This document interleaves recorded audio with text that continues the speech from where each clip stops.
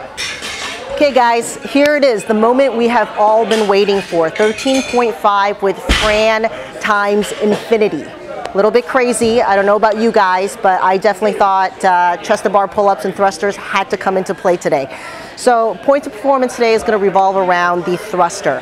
Let's start off with what equipment you're going to need. If you guys have some Reebok Olys shoes or Adidas Power Trainers, I definitely consider throwing them on for this workout. It's going to allow you to be in a better position for the movement. It's going to allow you to stay back in your heels, which is going to allow better force production into that barbell. Regular Olys shoes, personal preference, PP, I do think that by the time you get to the chest to bar pull-ups, they may get a little heavy with the weight on your feet, but I'm going to leave that decision up to you guys. So let's talk about positioning first. We want to go ahead and set our stance up in our front squat position. Toes are going to be somewhere about that 5 to 15 degree magic angle.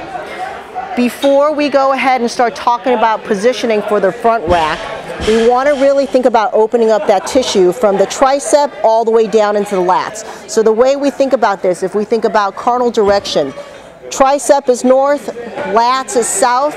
You want to get yourself on a foam roller laying on your side.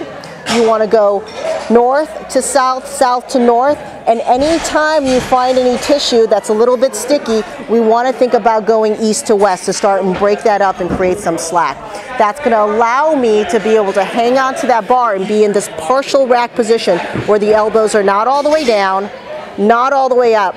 That bar can rest comfortably across the top of my chest, over my deltoids, and it's going to allow me to hang on to that barbell as I go from down all the way back up into my thruster. In terms of positioning for the hips, we want to definitely think about maintaining open hips as we descend and come back up. That's going to allow me a little bit more stability so my torso doesn't start to topple back and forth. Range of movement. As I'm coming down, nice easy tempo, don't go too fast. As I'm coming up, think about exploding out of that hole. And if you need to rest, rest on top. Hang out in this corner an extra second longer. Gain that momentum, store that energy back down onto your shoulders, back down, explode up into the next rep. So if you happen to watch the demonstration between Jason Khalipa, Rich Froning, Camille LeBlanc, and Sam Briggs, what I really liked about Camille and Rich Froning was the way they rested on tops. So they'd float every single rep. You looked at them, their demeanor was very calm. On the top, they would stop for a second if they needed to rest, and then generate that corner back down into their squat, back through again.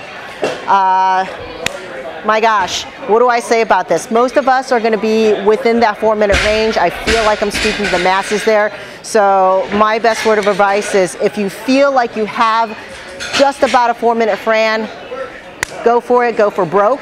Try to buy yourself that next round and then see how many reps you can get.